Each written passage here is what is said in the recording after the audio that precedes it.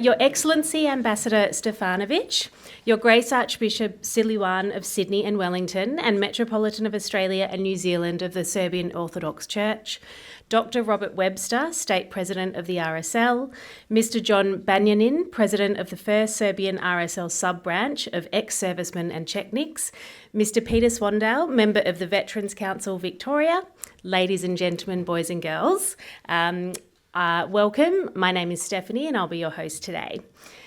Just a bit of housekeeping. If you do need to use the bathroom, if you just exit here to your left, one of the staff members from the Shrine will be able to help you find your way. Alas, the speakers will not be able to take any questions during the program, but afterwards we will be serving some afternoon tea out in the lobby, so you are welcome to ask any questions at that stage. So, we have quite an exciting program for you today. We have the launch of the promotional short film for the documentary by Far Kaymakchalan. We have the presentation of Serbian commemorative stamps of Australian medical volunteers, the launch of the booklet Serving with the Serbs about the Australians commemorated in the documentary and the Serbian stamps. We have the exhibition of 2 rare paintings about the Serbian campaign never exhibited before, and badges used during World War I to raise funds for medical assistance to Serbia. We also have Serbian medals awarded to Australians on display. So firstly, I would like to call to the podium Dr. Robert Webster, State President of the RSL and also a trustee of the Shrine of Remembrance.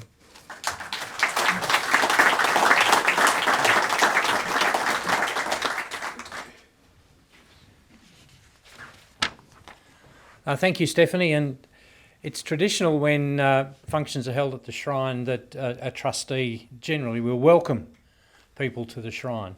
It's my role today to welcome you and just to acknowledge that we meet on the lands of the Kulin Nation. I was fortunate enough to go on the Serbian delegation a couple of weeks ago, and it really was only a couple of weeks ago. But one night we were sitting around talking about some of the coincidental links between Melbourne, the Shrine, Serbia, and doing some fishing on Wikipedia, as you do sometimes. The second chairman of the Shrine, Sir Edmund Herring, who was chairman from 1945 to 1978, served his whole war in Salonika. In 1912, he went to England as Victoria's Rhodes Scholar. And it was while he was in London, the Great War broke out, and he enlisted in a British unit because he couldn't enlist in an Australian unit. He served his war as a gunner, an artilleryman. He won an immediate military cross at the Battle of Dorian, and at the end of that campaign, he was awarded a Distinguished Service Order. He went on, of course, to serve again in the Second World War and became a Lieutenant General, leader of the 6th Division, amongst other things, and resigned from the Army in 1944 on his appointment as Chief Justice for the state of Victoria. Anyway, thank you. I hope you enjoy this afternoon. The week or so I spent in Serbia was just astounding, fabulous. The people we met, the places we went were just right over the top. They were fabulous. And I'll acknowledge the service from the Australian ambassador in Serbia who really plotted our trip out to a certain extent as to how it would go. The last thing I'll say is the Shrine. We missed out. Some of us were in Serbia. The Shrine had a 90th birthday party on the 11th of November. Unfortunately, in Serbia, it was 3 degrees. A little on the cool side. Stephanie, thank you. Welcome, everybody. Thank you, Dr. Webster. Now we're going to play an extract from the documentary by Far Kaymakchalan, which has been recently completed. So the full 60-minute documentary will be offered to film festivals here and internationally, as well as TV networks and streaming services next year. We'll also be arranging a screening at theatres, so please keep in touch if you're keen to see the full documentary.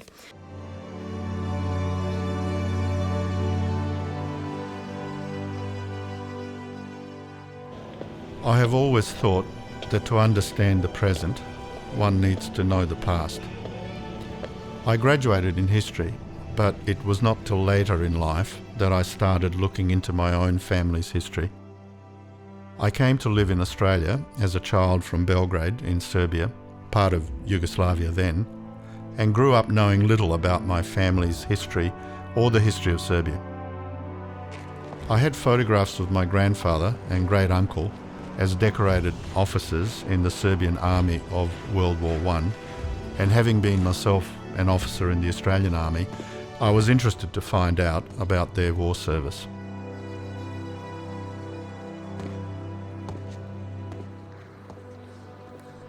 Initially, progress was slow.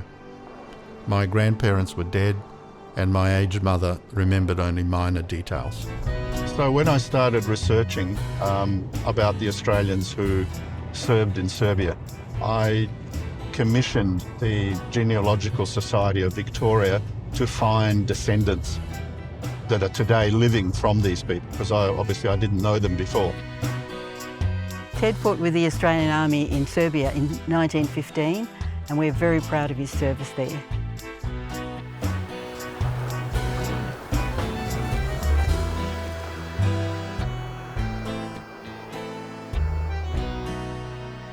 Mary then was promoted, and she was running the 200-bed tent hospital on the shores of Lake Ostrovo.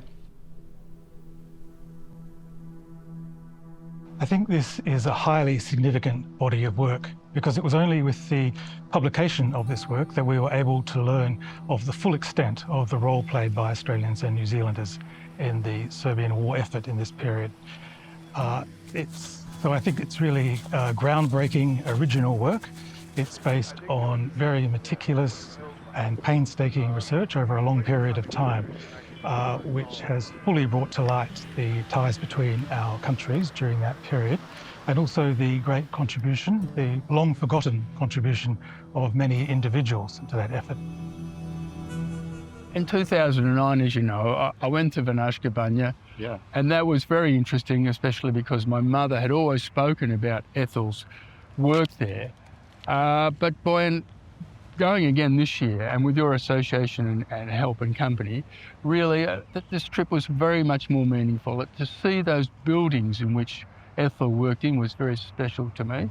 Actually, I was unexpectedly, to be quite honest, I don't know if you noticed, but I became very emotional when I saw that, the memorial there. And those simple words written in 1985, actually, were to the point. Something like, in memory of the British doctors and nurses who served at Kaymakchalan. This was erected by the townsfolk of the town. That was very meaningful. The Serbian king, government, the army and many civilians chose to withdraw from their own country rather than surrender. After an epic and costly withdrawal to the Adriatic Sea, the Serbian army troops recuperated on the island of Corfu, where there were some Australian and New Zealand medical volunteers, and then joined forces with French and British troops in Salonika. There were many challenges to the Australian women, the orderlies, drivers, and particularly the nurses working in the Scottish Women's Hospital at Ostrovo and in the forward advanced dressing station at Dobroveni. These challenges were baseline challenges. There were problems with the terrible cold. Australians working there had never experienced the enormous sub-freezing temperatures which were involved. But also there were problems with language, of course. But some of the Australians had some Serbian. We know that Mary de Garis, who took over as the superintendent of the hospital at Ostrovo, understood much Serbian. In fact, one of the most common phrases by the wounded soldiers in the hospital was "Dobra sestra," good work, sister, and with the implication of thank you for this wonderful service. I think firstly we need to understand that when the Australian Imperial Force, the volunteers, went to serve overseas, it was not easy for Australian women to be involved. Yes, we sent small numbers of people in the nursing corps, and they have been recognised, but it was not easy, say, for Australian women doctors to serve in the Australian Army. Those attitudes went on for generations. The women doctors who served in the Serbian campaign were pioneers, not only in military medicine, but in surgery as well, but also in women's equality. This thing in front, Yep. the lake was underneath. Kathy also came to Serbia with me, and we visited a memorial to the Scottish Women's Hospitals in the town of Mladenovac, and then to Lake Ostrovo under Mount Kaymakchalan, where Mary became Chief Medical Officer when Agnes Bennett was evacuated with malaria.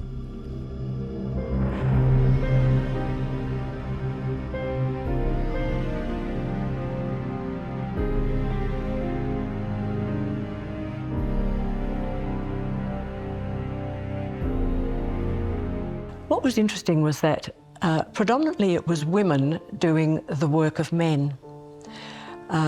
For example, there were female ambulance drivers, female mechanics and orderlies, and of course Mary was doing the job that male doctors would have been doing elsewhere on other fronts on the war.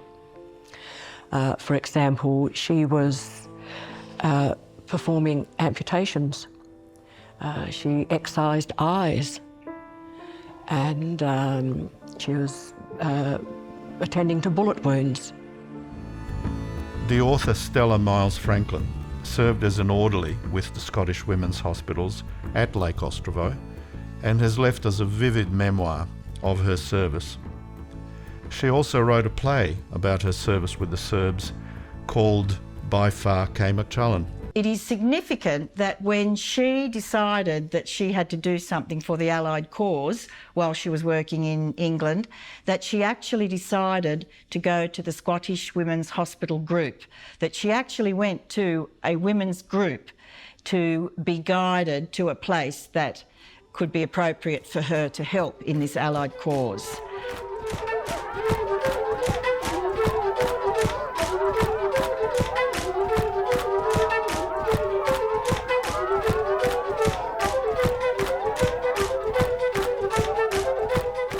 Kaymakchalan wrapped himself in clouds for days at a stretch, and mist and drizzle shut the nearer landscape from us. When he had occasionally appeared, he had distinguished himself from his satellites by a crown of snow, and rude winds, biting and noisy, disturbed us with the news. He did write a letter home to his family after the event where he described the conditions on the ridge where he was positioned, how steep and hilly it was, and then he described in detail this ferocious snowstorm that came across, and it lasted apparently for about 2 weeks. In this same letter, he wrote to his family that during the ferocious fighting, the people on his immediate right were practically all wiped out. And then he said the Bulgarians were in their trenches, firing at them at close range. This is my great uncle, Niall Joseph Malaki, and these are his service medals that were awarded after his death. An Australian volunteer, the daughter of a socialite, who originally joined the Allied Ambulance Corps, who was a very much a woman ahead of her time. She was a driver, she was an adventurer, she spoke fluent French, she spoke fluent German. She found herself in England helping her sister when the war broke out, and she decided that she had to do something.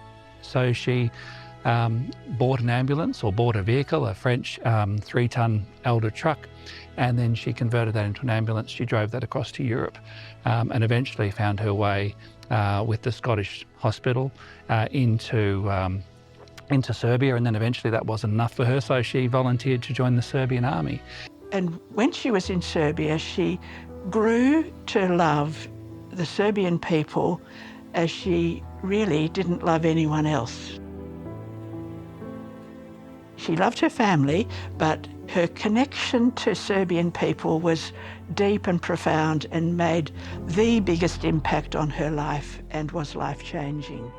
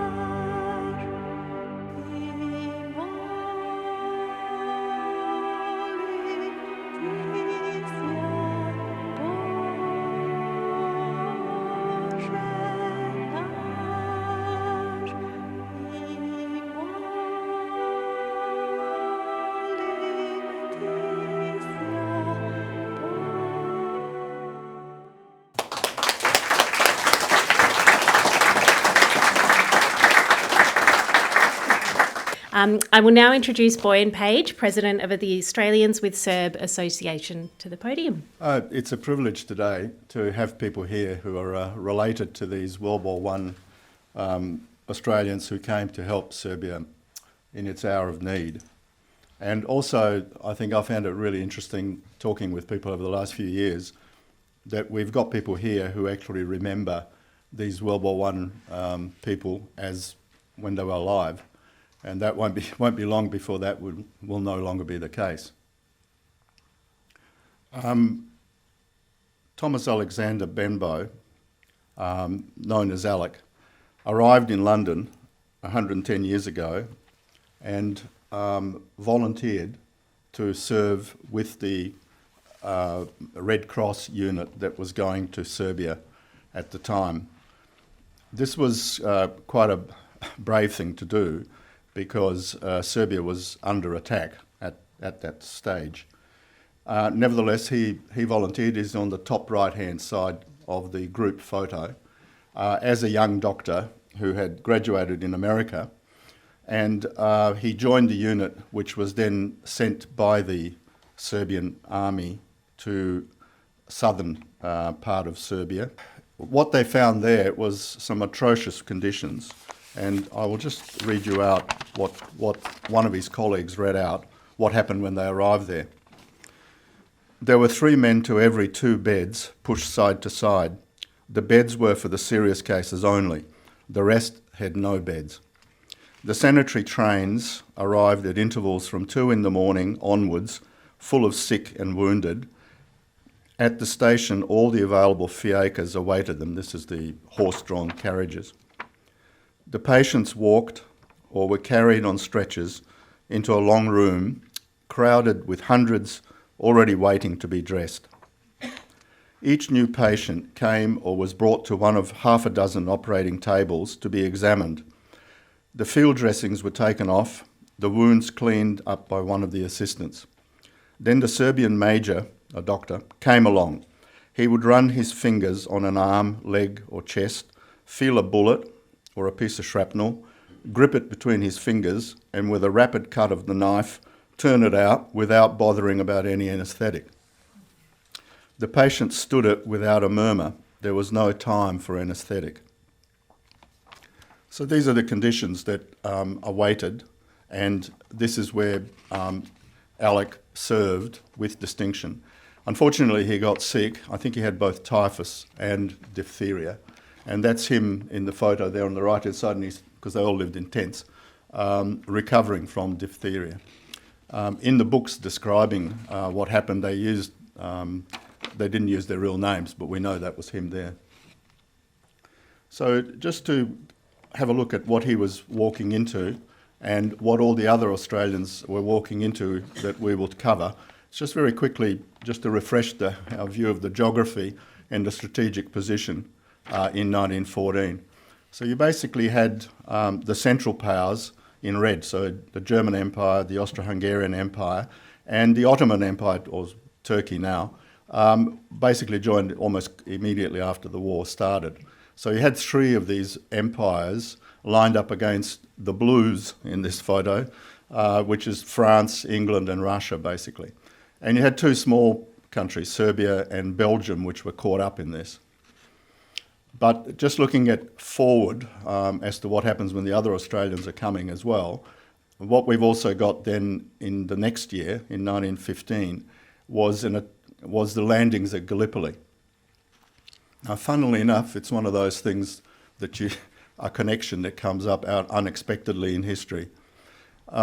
What happened with Gallipoli is that it also actually linked the histories of Serbia and Australia. Obviously for Australia it was the first sort of large military engagement of the new dominion of Australia.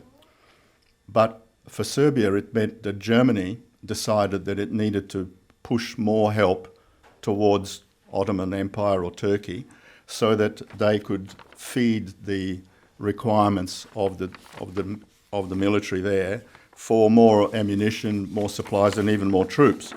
And so they came up with a secret treaty agreement with Bulgaria that in return for a bit of Serbian territory, they would join in the attack on Serbia by the Germans and the Austro-Hungarians, and therefore eliminate Serbia out of the war and open up the logistics, the train, especially the train line, all the way from Germany to Turkey, or what was then called the Berlin to Baghdad Railway. So that logistics concern was the main reason, I think. It also would eliminate Serbia as a thorn in the side of the Austro-Hungarians and the Germans, but basically Gallipoli drove Germany to that decision to invade Serbia with the help of now Bulgaria as well. So you end up, later in the war, you've got the Central Powers, Germany, Austria-Hungary, Bulgaria and Turkey, and they occupied Serbia so they could open up the corridor. And so these are the circumstances of what the Australians were walking into. Now, if we go into the actual region of Serbia, Where they served was, for example, Alec Benbow was in Skopje, just in the area on the bottom of Serbia there. And so they were put in there by the Serbians in order to be in the rear and put all the wounded out of the fighting in the north. The other Australians that we're going to talk about served in Vrnjačka Banja, which you can see in the middle of Serbia. And some of those battles that we talk about where the wounded were coming from were up on the northwest corner there on the Cer Mountain, Valjevo around there, the Kolubara River especially, which was a battle that was raging when Alec Benbow arrived. So those wounded that were coming down to Alec Benbow were in fact coming from Kolubara around the battles over there. They were put on trains to all go all the way down to Skopje there, which is where they were positioned. And so that is the sort of background of what was happening. The 1914 invasions of Serbia meant total war for Serbia.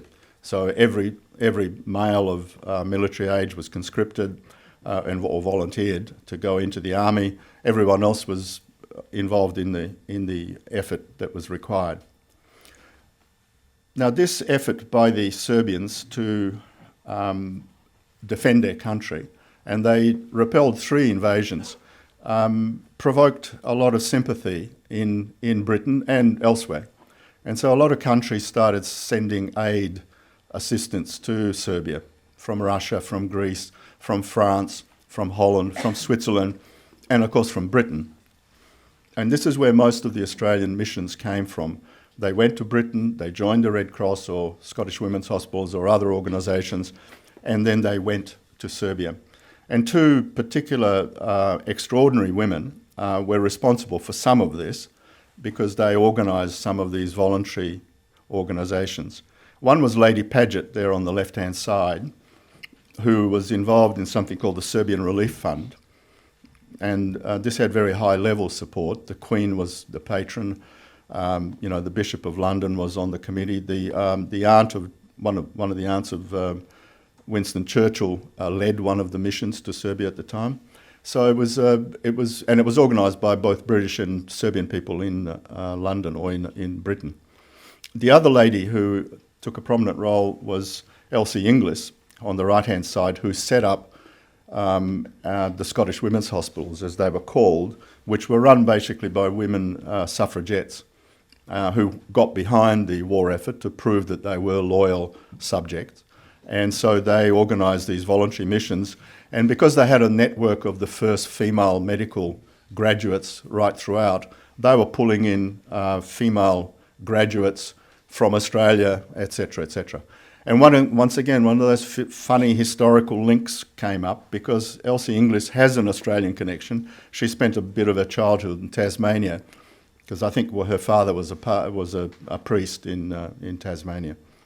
So there was an Australian connection in Scottish Women's Hospitals, and as we will see, as was mentioned with Mary de Garis, one of their units was led by Australian women, and Australian staff served in several of them. Going to Serbia was not an easy decision for anybody, including the women, because there were mass atrocities being committed by invading Austro-Hungarian troops. So for women to go there in particular, it would have been a concern had they been captured as to what would obviously happen to them. And there are some very grisly photos, which I'm not showing, of what did actually happen to some. So it was a brave decision for these medical workers to go on these missions. And it was brave also of the men. Nursing sister Ethel Gillingham was in Serbia 1915, 1916. Coming from Geelong, she also joined a Red Cross unit, and this Red Cross unit went to Vrnjačka Banja that we spoke about. In 1915, after the invasions had been repelled by the Serbs, there was a little bit of a respite while they were fighting on the frontiers. They were waiting really for Gallipoli to happen in retrospect, and then of course the war would hot up again. But in the meantime, unfortunately, another invasion happened in Serbia, and it was by typhus. And typhus, unfortunately, was present, apparently, with many of the Austro-Hungarian prisoners that the Serbs captured in 1914. They captured 70,000 Austrian prisoners of war.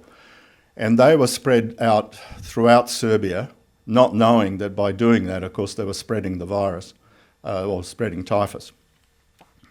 So there was an epidemic, and unfortunately, these Red Cross units that Ethel, for example, was in, were hit with this typhus epidemic, as well as the war wounded who were coming in.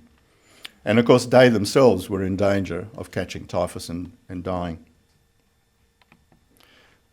Interestingly, some of these units were transported to Serbia by a private mogul, Sir Thomas Lipton, Lipton Tea, who transported them on his yacht. Now that's a picture of his yacht. It looks more like a ship to me. And so he volunteered, and of course all ships in wartime are requisitioned by the Admiralty, but in this case he volunteered to take medical missions, and he was allowed to keep his ship and do so. And he did so, and so they had also ambulances on it and other stores. And Sir Thomas Lipton, spent time in Serbia, in Kaymakchalan, trying to raise the morale of the people that were there. So he was a benefactor to both the missions and indirectly, obviously, to the Serbian people. We went to Kaymakchalan people went to Kaymakchalan only a couple of weeks ago when we were there, but also last year, to look at these buildings which Ethel served in. And fortunately, as you can see on the bottom left, these World War I buildings, which were, Kaymakchalan is a spa town, and these buildings were guest houses.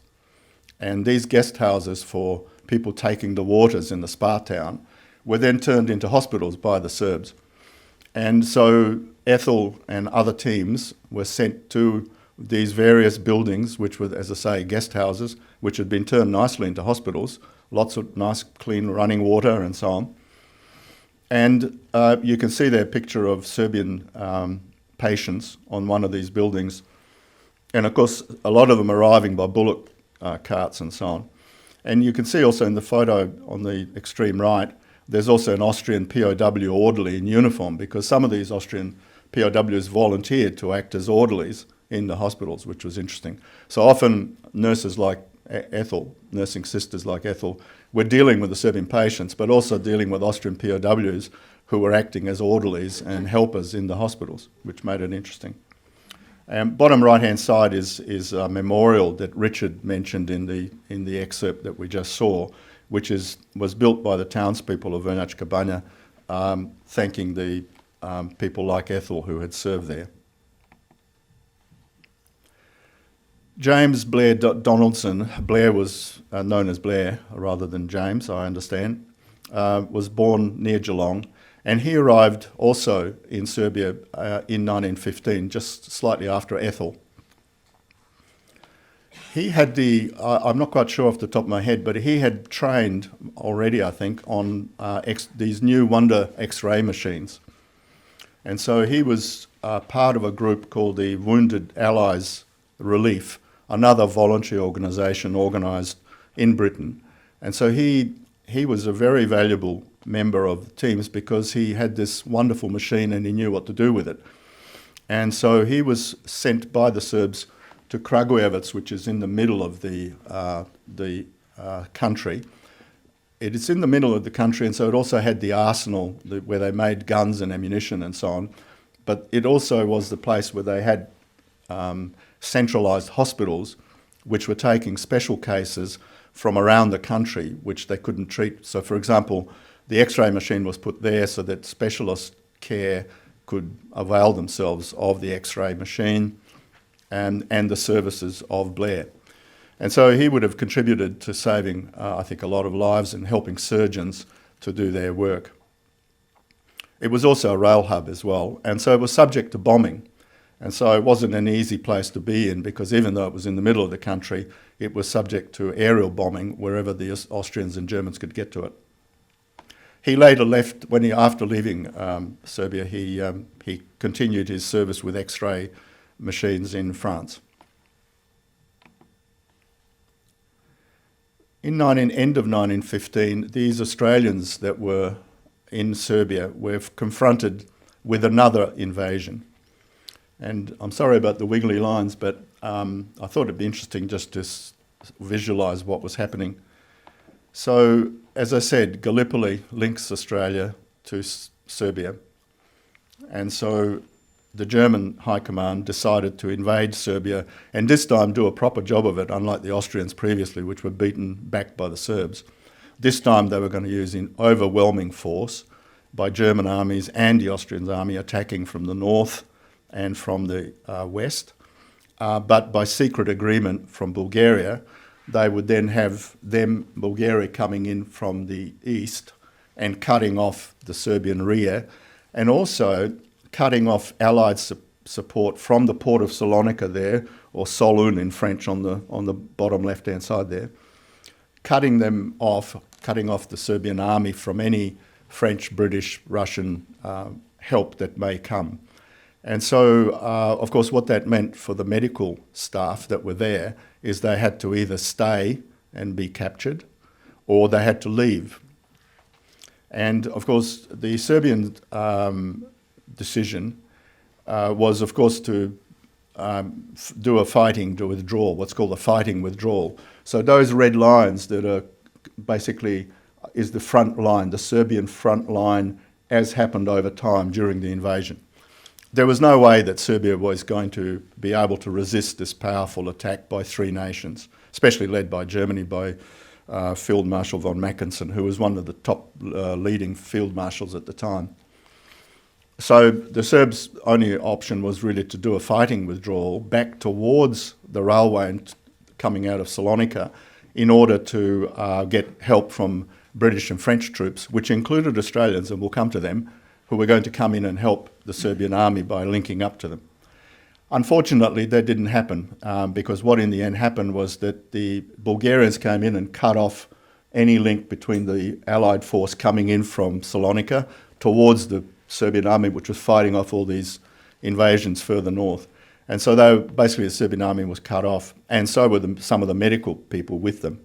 So rather than surrender, cut a long story short, the Serbian High Command decided that the king, the government, and the Serbian army and many civilians would withdraw through what was unpassable country, which was to go towards the sea, and from the south of Serbia to use mainly we've got three there, ways of getting to the sea where the French, the British and the Italian navy that come into the war would then transport the Serbian army to Corfu, where they would recuperate and then would go back into the fight. And some medical people went with the army. Others were taken by the Serbs out of the country before it all happened. This epic withdrawal through the mountains in winter, they had to destroy their guns mainly, could only go by pack animals and what you carried on your back. It was a disastrous epic march, one of history's worst. Quite a lot of people died, thousands died, and there were Australians involved both in evacuating, being involved in some cases, and also being in Corfu to then receive the Serbian soldiers as they came through this ordeal. There were also Australians on hospital ships which were evacuating some of these wounded and exhausted men to hospitals in North Africa, to France, where they were being evacuated from the shores of the Adriatic.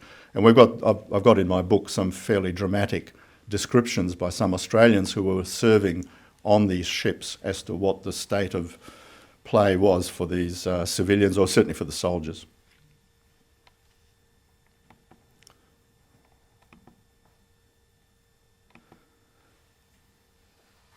There were two Australian soldiers that we're focusing on in Serbia in 1915. I mentioned that there was a group that was trying to get through, an allied group, to the Serbian army. Overall it was unsuccessful, but of course they weren't to know that. They were sent there from Salonika, where they landed, and to try to help to link up with the Serbian army. One was Niall Malarkey from Sydney, and the other was Edward Ted Ramage from Violet Town here in Victoria. They both joined the AIF at the beginning of the war or straight after. And they went to Egypt to train, and then Niall was chosen to do officer training, and then after graduation he joined the Royal Munster Fusiliers and was sent to Salonika to go with the 10th British Division into Serbia. Whereas Ted and his colleagues from the AIF, they were part of an AIF unit that was sent to accompany the 10th Division into Serbia. And their responsibility was to use mules, donkeys and pack horses in the rough country that was going to confront them to keep ammunition, water supplies, and also take prisoners back. They then participated in the Battle of Costarino, and this is a place near the border. It was in Serbia, near the border with Greece, but in Serbia itself at that time. And the British forces were really providing a flank protection for French forces which were going further into Serbia. And their task was to secure these lines of communication for the French units which were further ahead, and try to stop the Bulgarians cutting them off from any withdrawal through back to Salonika. And unfortunately, what happened, of course, is the Bulgarians attacked them in great force, and they were, as we heard just earlier, they were on a mountains where we've been on there, very cold, exposed areas. And some of these troops had just come from Gallipoli to go there. And so in the fighting, there were a lot of casualties involved, and we heard a little bit of the description of what Niall wrote home about the fighting. So both of those men were involved in this ferocious fighting in Serbia, and fortunately for both of them, they were able to withdraw as the Allied force that was sent to help Serbia could not get through, and so they went back to Salonika. Niall unfortunately went to France and was killed, but Ted also went to France and was injured, and I think gassed, and came home with some consequences of his service. Olive Kelso-King was the ambulance driver we just heard about in the excerpt. Girl from Sydney who, as Matt Anderson from the Australian War Memorial just said, was an adventurous spirit who went and ended up in the Serbian army as an ambulance driver. It's an amazing story, and can read about it in the books and etc. But she was one of a kind, basically. She was decorated for bravery because during a great fire in Salonika, she rescued a lot of people and saved their lives. She was also decorated with for distinguished service or zealous service. And then she set up what was called the Serbian canteens, which was her attempt to provide cheap food and other necessities for Serbian soldiers who weren't well looked after. They couldn't afford a lot of things. And then she followed the Serbian army back into Serbia after the war as they reconquered their own country, and set up these canteens to provide cheap foods and so on. So she was decorated for that as well, for her humanitarian work. She also had this lovely wartime romance, which we can read about now, with Captain Milan Jovicic, who's there on the photo. And it's one of those tragic stories of a wartime romance between two people caught up in this huge war that was going on.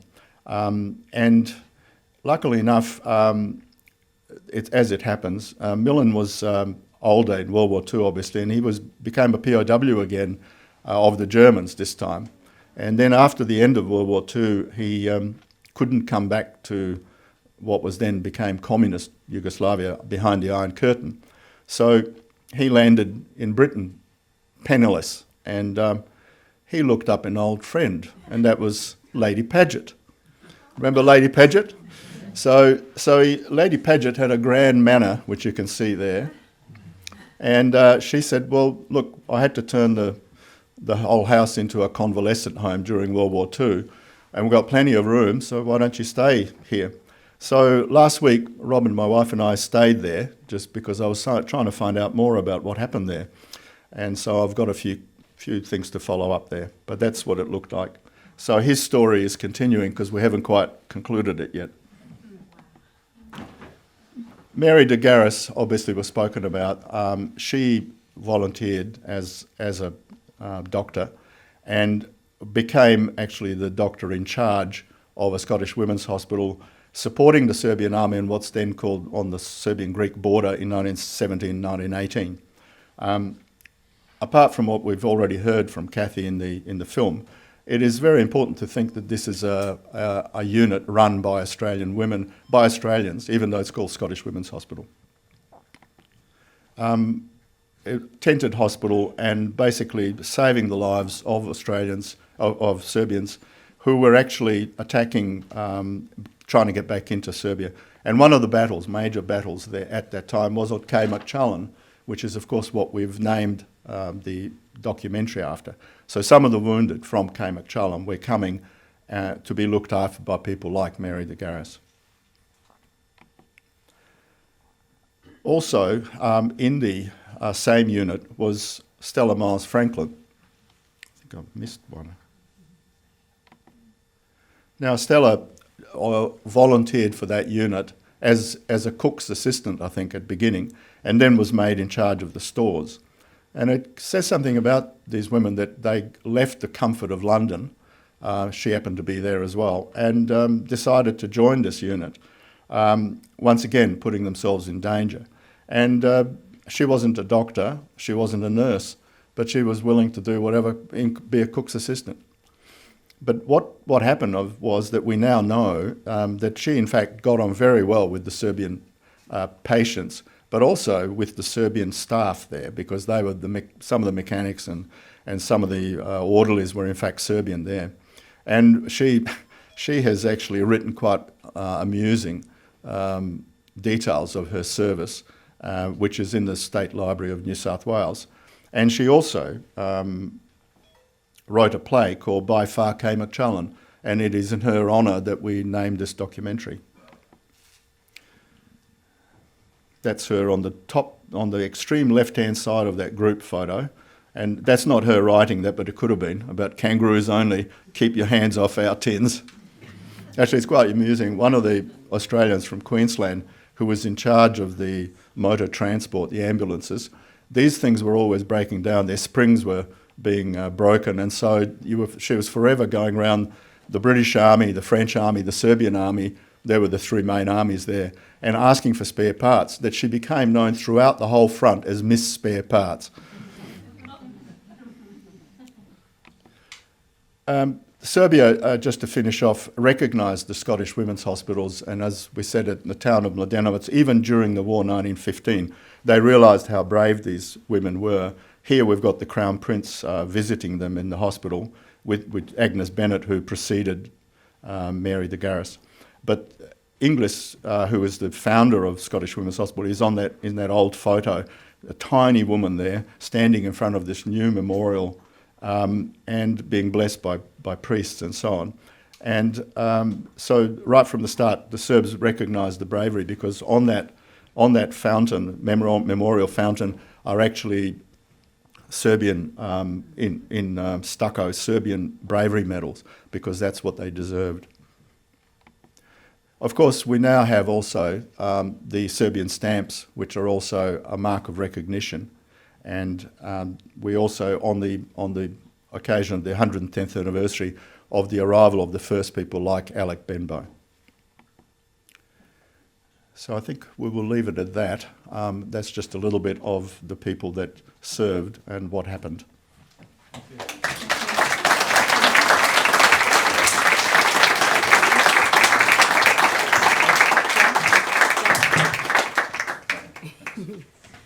Thank you, Boyan.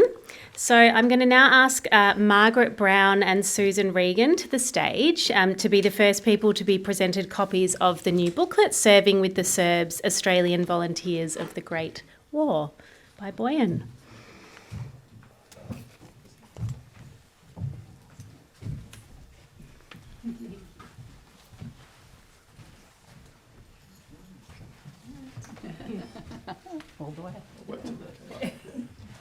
Come on. Yeah. So, look, my great pleasure to give you ladies this book of each. It's just an absolute honour. And would you like to say something, perhaps, about your ancestors? Start with you, Margaret. Okay. Well, can you hear me? My great-uncle, Niall Joseph Malarkey, was born in 1895 in Sydney, one of 9 children born to my great-grandparents, Frederick and Elizabeth. Like his brothers, he was great at sport, but it was cricket that he really excelled. In 1914, he was in his first year studying veterinary science at Sydney University when war broke out. As Boyan said, he immediately enlisted in the 1st Battalion and was sent to Egypt with the 1st Contingent. After he obtained his commission as a 2nd Lieutenant, he went into Serbia with the 7th Royal Munster Fusiliers, where he was a machine gun officer, and he covered the withdrawal back to Salonika. Unfortunately, he then decided to return to his original battalion, who at the time were in France. Sadly, less than 6 weeks after he joined them, on the 5th of November in 1916, he was killed near Flers in France, leading his men on a futile night attack across no man's land in driving rain and boggy mud. He was 21 years old when he was killed, and his body has never been recovered. He is remembered, of course, on the Villas Brettoneux Memorial. There's a beautiful stained glass window at his local church. Sydney Uni has their honour board, and there's actually even a statue to his honour in the school's chapel where he went to school in Sydney, in St Joseph's College, Hunters Hill. I really hope one day his body is found and we can have a full military funeral for him. But of 2 things I'm absolutely certain, and one is that his service and his sacrifice should never be forgotten. And the second one is I really wish that I could have met him. I think we would have got on quite well. One thing to finish, my grandfather, who was the youngest of all of those brothers, was determined to name his first child after his brother Niall. So when my mum was born, they had to sort of twig the name a bit. And they came up with Nyla, N-I-A-L-L-A. Never met another one. So this was back in 1930. So it was very unusual then to have a made-up name. But it was in honour of Niall, and in fact one of my boys even has Niall as his second name. So it's wonderful, Boyan. Thank you that his memory can be, even today, goes on forever. Thank you.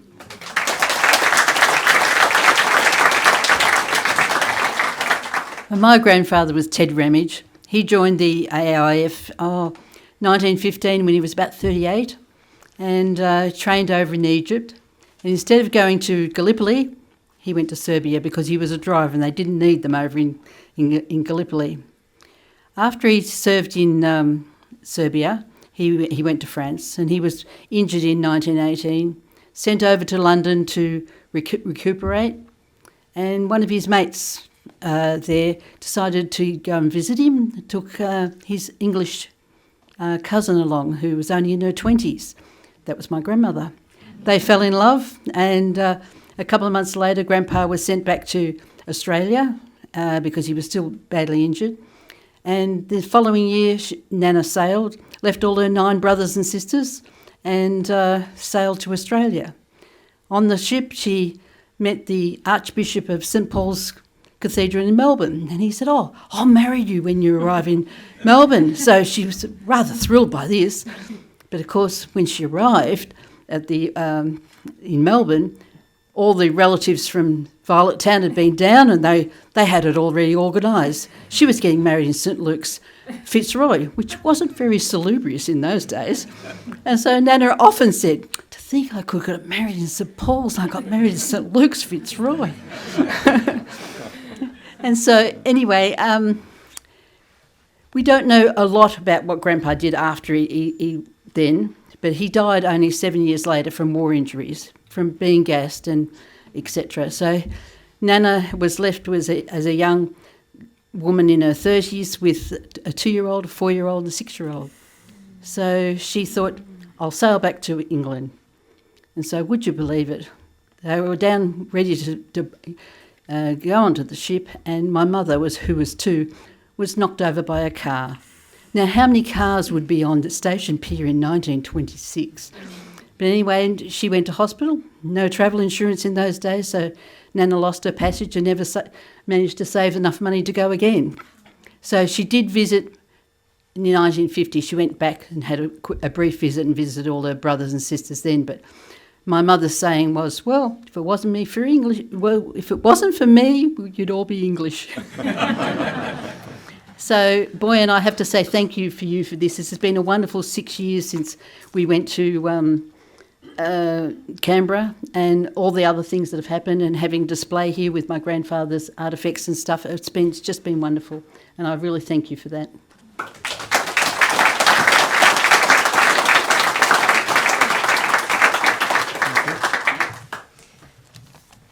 Thank you. So now I'd like to invite Dr. Alessandra Anja Aka and Dr. Donald Nicholson from the ensemble Anja and Zlatna to perform a Serbian song. That's all the equipment we normally use. We usually have 6 people in our ensemble, but we are the chosen ones. And we are really honored to be part of this beautiful and important and now told story, thanks to Boyan and others who were involved. So it's a real pleasure. Now, our song for today was meant to be Tamo Daleko, which was featured in the film, but every time I listened to it, I cried. So I was thinking, I don't want to cry today. So we've changed it, and we decided to celebrate the inner and outer beauty of Serbian young ladies, just like those extraordinary women that we are now remembering. So I hope you enjoy it. It's in Serbian called Čije ono devojče, like Annie Lennox, Who's That Girl, type of thing.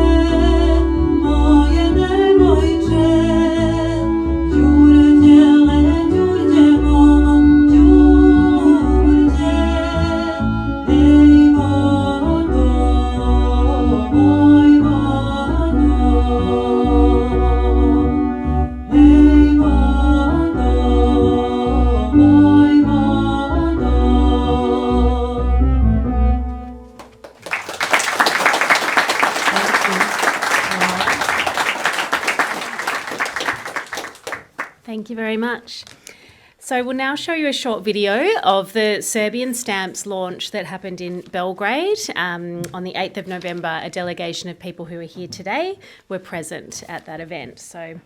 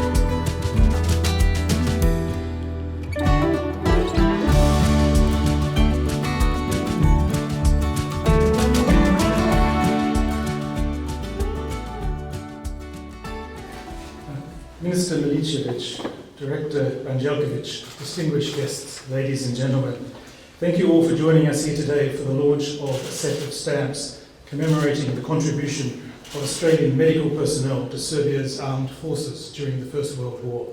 Thank you, Minister Milicevic and Mr. Ranjelkovic. Ladies and gentlemen, my grandfather and great uncle were officers in the Serbian army and served in the Balkan Wars of 1912-1913 and throughout World War I until 1918. One was wounded in the head and the leg but survived, and the other contracted typhus, from which he nearly died and from which thousands of Serbian soldiers and civilians did die. My name's Ruth, and my grandmother Ethel Galinham was a nursing sister in Vanashka Banja from May to November 1915, before she was captured by the Austrian soldiers, where she remained a prisoner of war there until 1916. Dr. Mary de Garis was my great aunt, and I'd like to share some of her story with you here today. Before I continue, I would like to say how honoured I am to be here. I'm sure the other descendants also join me in thanking the Serbian Post Office, who have worked with our Australian Ambassador, Daniel Emery, in bringing this project to its fruition. Poštovani ministre, poštovani ambasadore, Daniel, poštovani Bojane, jer bez učešća vašeg u ovome i velikoj pomoći ambasade ni mi u Pošti Srbije sasvim sigurno ovaj današnji događaj ne bi mogli uspješno da realizujemo. Poštovani gosti, ali pre svega želim da pozdravim naše dragi goste iz Australije, potomke onih koji su pomagali našim predsima u borbi za slobodu. A ovog meseca obeležava se 110 godina od kako su Australijanci i Novozelanđani došli da Srbima pruže pomoć u Prvom svetskom ratu. Tim povodom Pošta Srbije izdaje nove poštanske markice sa likovima 6 odabranih heroja. 6 medicinara, volontera koji su došli u Srbiji početkom novembra 14. godine i bili su kroz ceo rat sa Srbima, ili u Srbiji ili na Solonskom frontu. I ti 6 su doktori, medicinari, mislim osoblje, na engleskom je nursing sisters i tako dalje, vozači ambulanta i tako dalje. Srpski narod se u dugoj istoriji ratovanja branio. bio na pravoj strani i to je važan deo našeg kolektivnog sećanja. A da se i u najtežim trenucima borbe grade prijateljstva svedoči druženje boraca iz Srbije i geografski daleke Australije. Bojan Pajić rođen je u Srbiji, studirao je istoriju Evrope u inostranstvu, ali Srbije tu nigde formalno nije bilo, pa je o njoj podatke tražio na engleskom. Plodove istražnih istraživanja preneo je 3 knjige i dokumentarni film, u kojima otkriva priču o negovanju ratnog prijateljstva kroz nekoliko generacija. Doktorka Mary Degaris bila je moja baba tetka. Došla je iz Britanije sa ženama iz Škotske. Upravljala je šatorskom bolnicom od 200 kreveta. Radila je najteže lekarske intervencije, kao muškarci, amputacije, hirurško uklanjanje očiju i lečila je prostrelne rane. U britanskim knjigama se ono što je bilo srpsko ratište zove makedonsko, a Britanci sve to podvode pod Solunski front. Sa druge strane, Australijanci i Novozelanđani nisu vidljivi u srpskim izvorima, jer se vode kao Britanci. Ceo svet je mislio da Srbija će da bude vrlo brzo okupirana od Austro-Ugarske u 14. godini. I to kad se videlo da se neće desiti, pošto su Srbi se branili, onda su oni mekli, pa onda ova zemlja vredi da se dođe da ih se pomogne. Više od 1500 Australijanaca i Novozelanđana došlo je 1914. i 15. da pomogne ranjenicima i obolelima od tifusa, a kasnije su se borili sa Britancima, Francuzima i Srbima protiv bugarskih i nemačkih snaga na srpsko-grčkoj granici.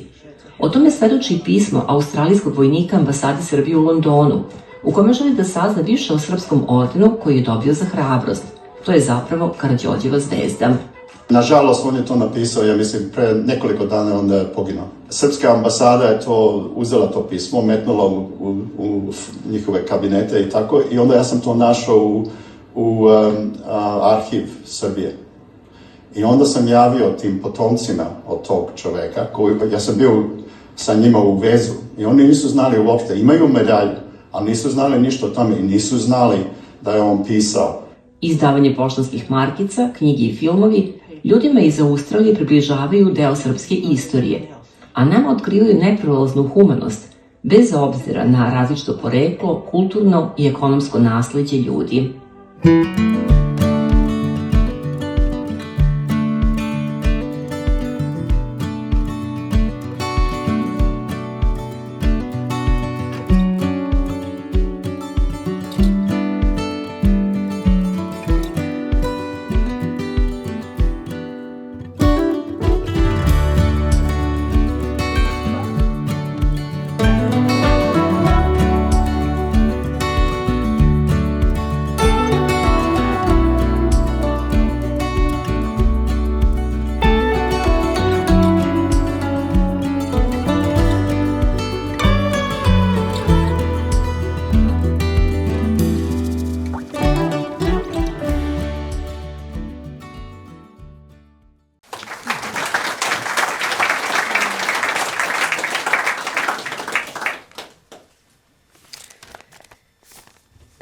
I would now like to call His Excellency Ambassador Stefanovic of Serbia to the podium.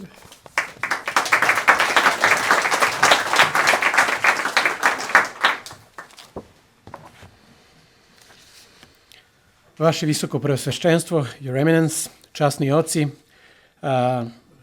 Mr. Dr. Robert Webster, Mr. Bojan Pajić, Mrs. Lana Formoso, ladies and gentlemen, dear friends, veliko mi je zadovoljstvo da vas sa ovog mesta sve pozdravim u ime Republike Srbije, ambasade Republike Srbije u Kamberi i naravno u svoje lično ime, a povodom obeležavanja 110. godišnjice od početka Prvog svjetskog rata, 110. godišnjice od prve savezničke pobjede u Prvom svjetskom ratu, one na Ceru, ali i 110. godišnjice od dolaska australijske medicinske misije u ratom pogođenu Srbiju.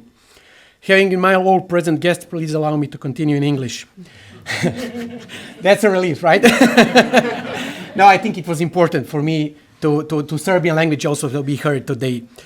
Having in mind, so it is my great pleasure, just to repeat myself, it is my great pleasure to greet you all on behalf of the Republic of Serbia, on behalf of the embassy, and of course on my personal behalf, on the occasion and commemorating 110th anniversary of the beginning of the World War I, 110th anniversary of the first victory of the Allies in the World War I, achieved by the courageous Serbian people on Mount Cer, but also commemorating 110th anniversary of the arrival of Australian medical mission in war-affected Serbia. I'm delighted to be here again at the Shrine of Remembrance on this important occasion. Thank you for hosting this event.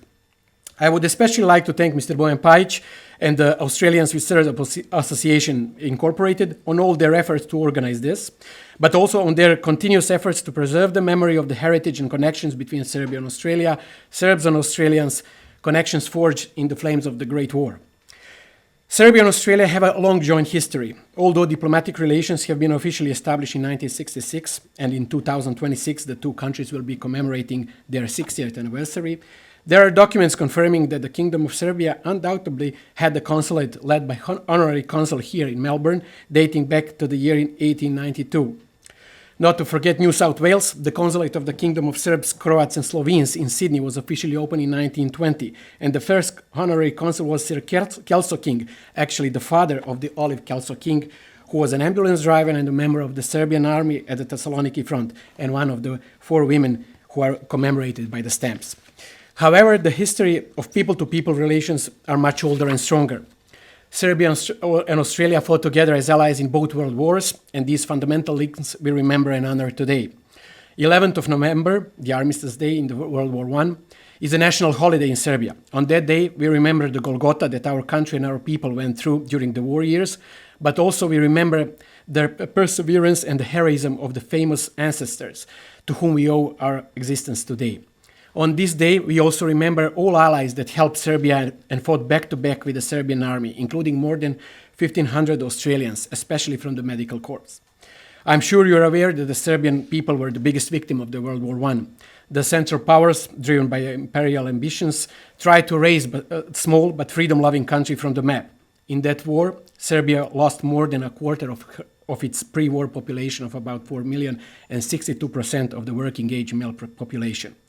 It will also remain etched in the annals of the world military history, as I have mentioned in my introduction, that the courageous Serbian people achieved the first victory for the Allies on Mount Cer. Serbia paid a high price for the freedom in the World War I, which is why our country and its citizens are cherishing the memory of on World War I, on the Serbian statehood, freedom and independence as the supreme national values. At the same time, Serbia continues to cherish and is grateful to all its allies from the World War I, including Australia. Precisely for that reason, and to commemorate 110 years of the Australian medical mission in Serbia, the Serbian Post Office, on the occasion of Armistice Day 2024, has issued a special series of the postal stamp and thematic set named 110th Anniversary of Australian Medical Mission in Serbia. Allow me shortly to quote the part of the rule book on establishing the plan and issuing commemorative postage stamp and motives and the publication plan. Serbia and Australia are separated by great geographical distance, but despite this, two friendly countries and two friendly peoples still share memories of togetherness and an alliance in some of the most difficult days in Serbian history. The issuing of postage stamps celebrates the contribution of war effort of our country in the World War I, made by Australian Medical Mission in Serbia, when nurses and doctors from far away Australia came to the aid of Serbia and selflessly risked their own lives to help our people overcome the ordeals of typhus, the retreat through Albania, and heal the wounds caused by war and trauma. That is something that obliges us all even today. Serbia and Australia should never forget those ties, historical facts, and Serbia would be always thankful to those who contributed to its freedom. So it is a tremendous honor for me to present these sets of stamps to the families and the descendants of those 6 Australians being honored, to those 6 symbolizing many more. Lest we forget. Thank you.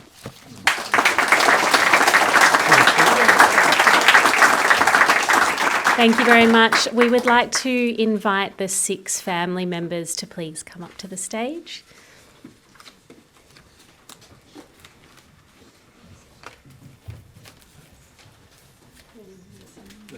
Yeah. Yep.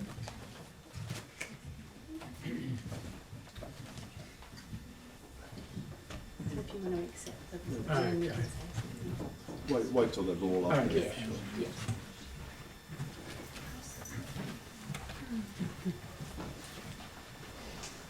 One, two, three. Got everyone? Got 6? You got 6? Yes. Okay. I think you should go before No, just leave it I'll lead the way. I'll lead the way. Your okay. gift from the ambassador. Thank you. Thank you. Thank you. It's a pleasure. So you can say something about it. Okay. So, I should know what to say by now. I've done a few of these before. Okay, so Boyan's asked me to sort of make a few reflections about Ethel and the impact of all this for our family.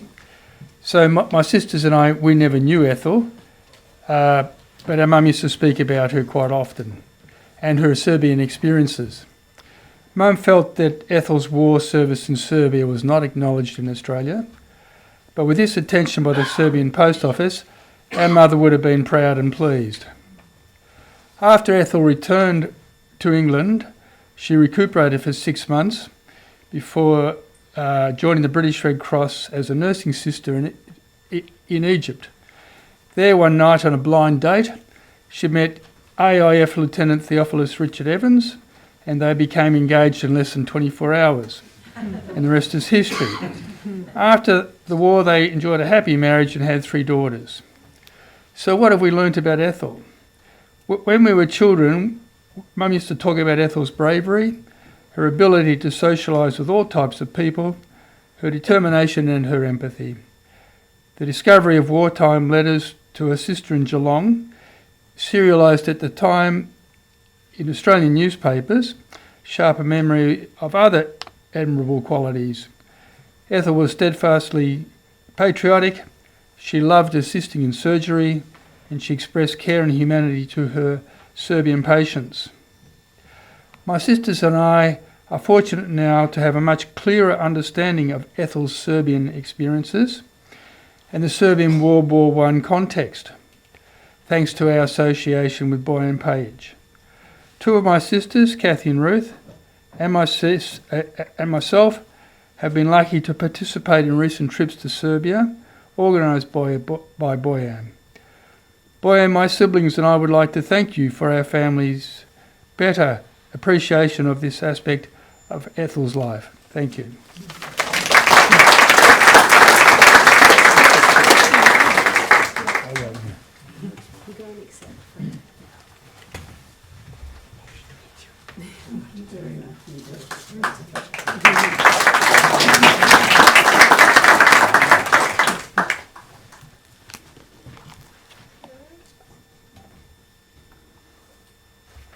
As they do.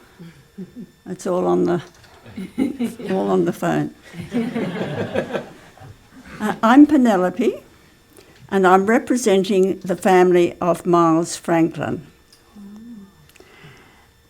Stella Mariah Sarah Miles Franklin was my mother's first cousin and someone she cared about deeply. She was our family's storyteller and famous throughout the world. Now, I'm pretty sure the story of this, you might say, rather wild World War I service by her cousin, what we're celebrating here today, was behind my mother's great frustration during World War II that she could not go off to and offer her considerable nursing skills to those suffering the distress of war. She was thwarted by the fact of having 3 daughters at home to look after. I was the youngest of you 3 girls, but I've survived. And now I'm the last one left to tell this family's tale firsthand. Couldn't have done it without the wonderful help of these amazing Serbians.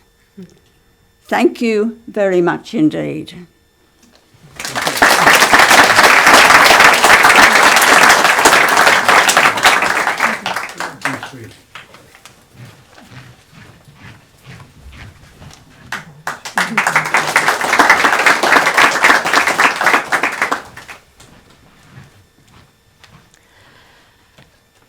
I am honoured and humbled to be the senior representative from the Donaldson family here today.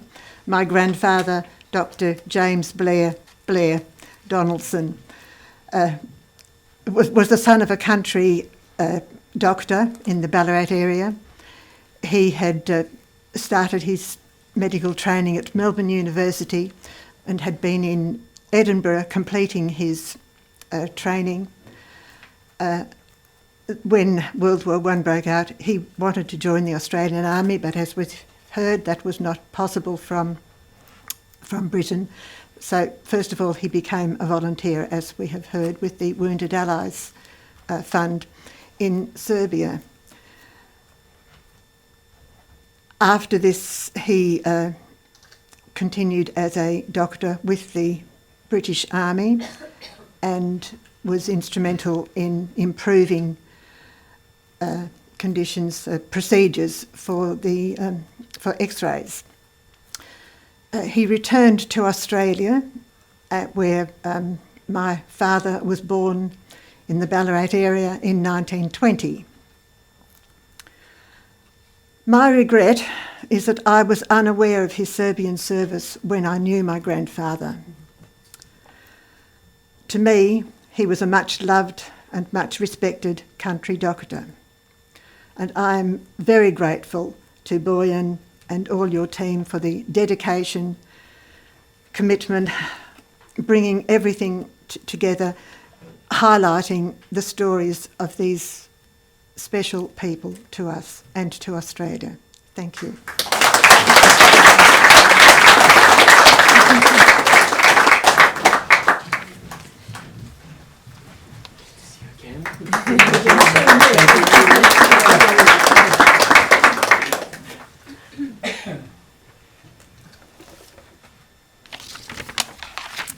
Thank you, Ambassador. I'm delighted to accept these stamps on behalf of Dr. Mary de Garris's family. Also with me today are three other family members: my sister Nancy, my brother Frank, and my cousin Garris. Mary was our great aunt. I think we all agree that she would have been quietly thrilled about today. She was, however, a modest woman, and she was totally absorbed in her work. Mary was one of the early female graduates in medicine in Victoria, graduating from Melbourne University in 1905. And we've already heard quite a bit of Mary's story through Bojan's speech and on film and so forth. On Mary's return home to Australia after the war, Mary established a successful medical practice in Geelong, retiring at age 77. She was the first female obstetrician in Geelong, and by 1938 had an outstanding record of 1,000 births without the loss of a single mother or child, and this was before antibiotics and blood transfusions were mainstream. Sadly, Mary never married. Her fiancé, Colin Thompson, was killed on the Western Front in 1916. Mary remains unrecognised by the Australian government for her war service. So, this makes today quite special, with her being recognised on a Serbian stamp. Thank you.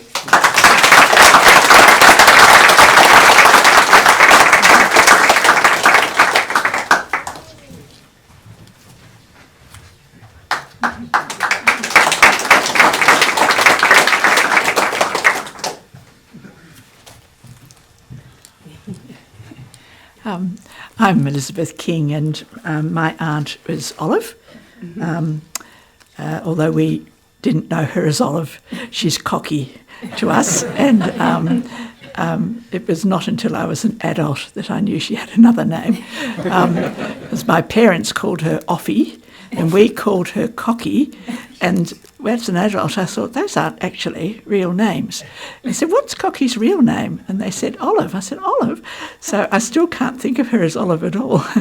But children make up wonderful names for their various relatives, so there we are. You've heard a little bit through the documentary and what has been shared so far. And she certainly remained a very adventurous person, very gifted with vehicles and mechanics and all that stuff. When she came back to Australia finally, she put herself completely into committing herself to the Girl Guide movement and stayed committed and involved with that for a long time. During the Second World War, she couldn't believe that they didn't want her for anything, and but the RAAF said, could you come and do aircraft and vehicle inspection for the RAAF? So she did that.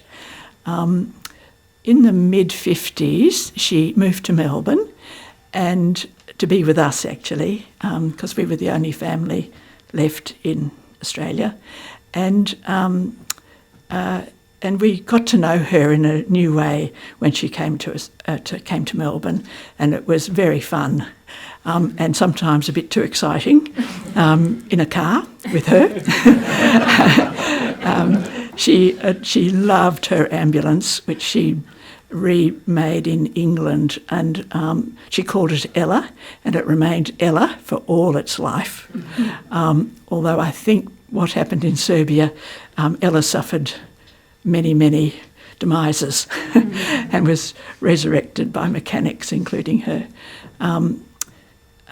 She died in Melbourne, and I was 10 when she died, but it was a delight to know her, and I do want to add my thanks to Bojan. It's been an extraordinary journey that he's persevered in, and he is like a terrier. He just follows every single lead, and with the utmost perseverance. And we knew there was a street in Belgrade called Olive Kelso King Street, and we thought, oh, it probably isn't there anymore. Well, I only had to mention that to Bojan, and next thing I get a photo from Serbia, from Belgrade, with Olive Kelso King Street still there. So thank you very much, Bojan, and everyone involved.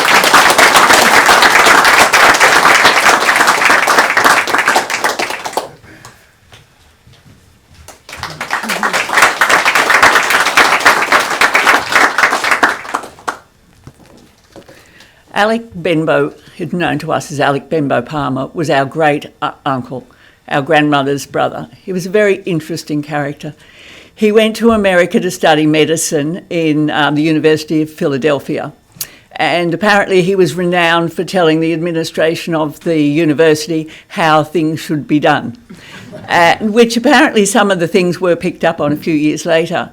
Despite this, he won the university medal for medicine when he was there. After the war and after he recovered from his typhoid, he came back to Australia, where he had an apartment in King's Cross. He also became very interested in forensic science, and that was the years of the great mystery of the Pyjama Girl murder.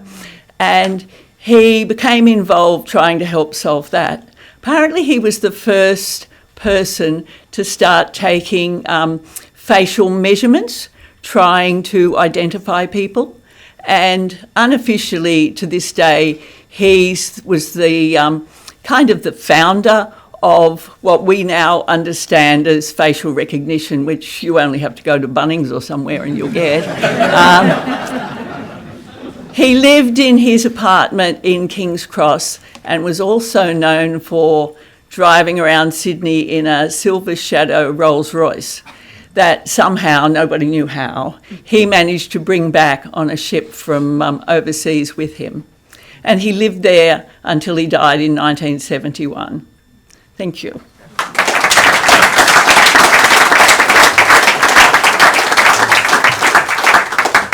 Thank you very much. Wonderful to hear all those stories. Thank you for sharing. Okay, we have another performance from Anja and Donald. They will perform another Serbian song. That's the melody. It's like a waltz.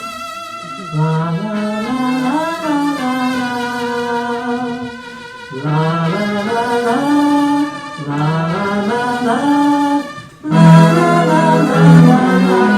more time. La la la la la la la la la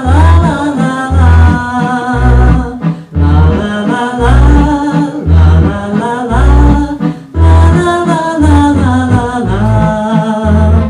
Azar je morala doć, ta tužna nesrećna noć, kada si Dragane moj otišao u krvav boj. Azar je morala doć, ta tužna nesrećna noć, kada si Dragane moj otišao u ljuti boj. Tamo daleko, daleko od mora, tamo je selo moje, tamo je Srbija. Tamo je selo moje, tamo je Srbija. Tamo daleko, gde cveta limun žut, tamo je srpskoj vojsci jedini bio put. Tamo je srpskoj vojsci jedini bio put. La la la la, la la la la, la la la la la la la. La la la la, la la la la, la la la la la la la. La la la la, la la la la, la la la la la la la. La la la la, la la la la, la la la la la la la. Tamo daleko, gde cveta beli krin, tamo su živote dali, zajedno otac i sin.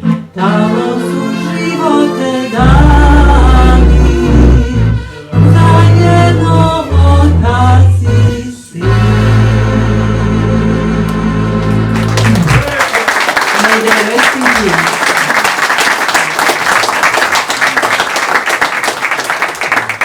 Thank you very much, Anya and Donald. That was wonderful. Now I would like to call His Grace Archbishop Siliwan to the podium. Thank you.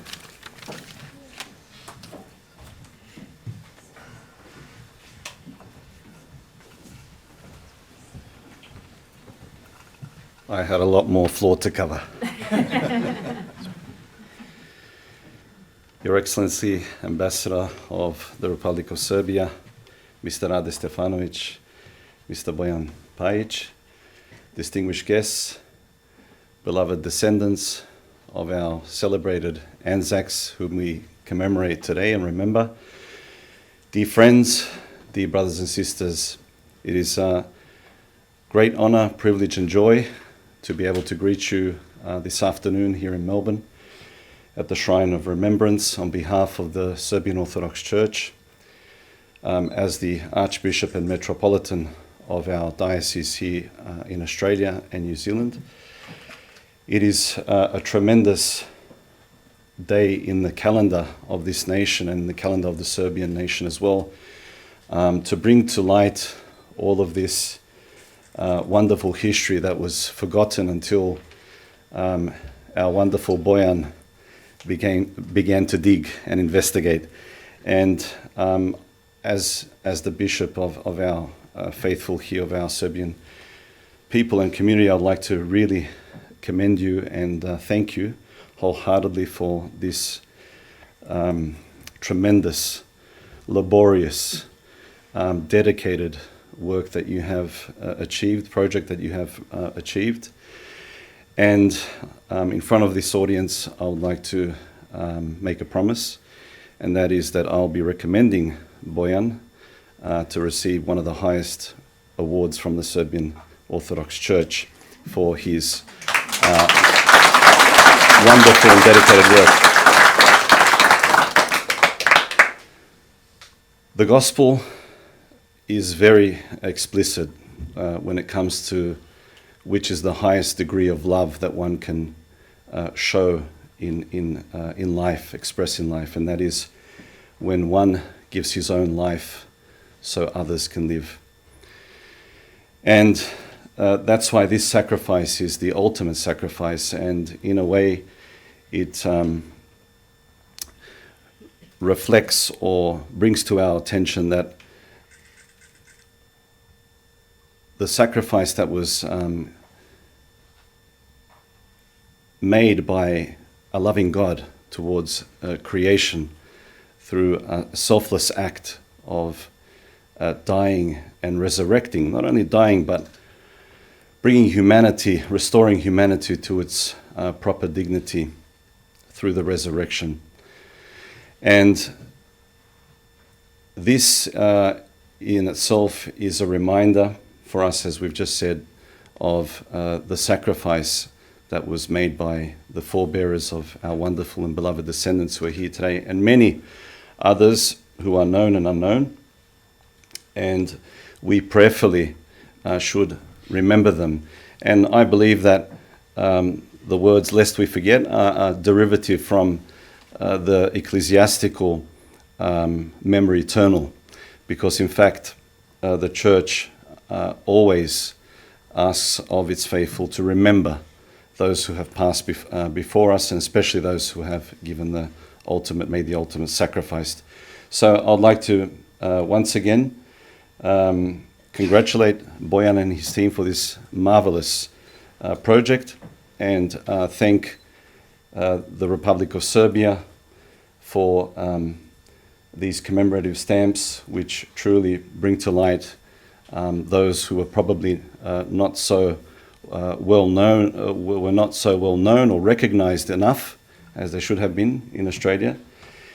And also, I would like to wish this project much success on its onward journey. This is just the beginning. We're just beginning to turn the pages, and may the ancestors and all the Anzacs and all those who made the ultimate sacrifice, the greatest sacrifice, receive their due respect and acknowledgement that they deserve.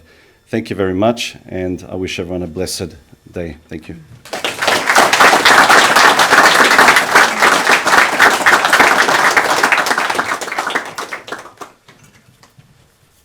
Thank you, Your Grace.